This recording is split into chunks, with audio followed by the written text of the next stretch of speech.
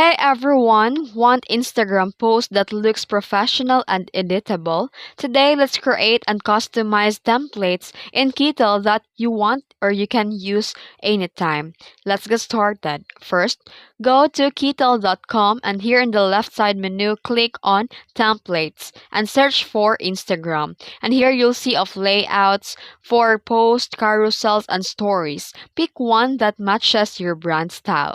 Then you can click on Use Template and here you can customize the design. You can replace the text with your own captions, quotes, or promos. Swap out the images by uploading your own or choosing Kittl's free stock photos. You can adjust the colors and fonts to fit your branding. You can also put illustrations or icons or design.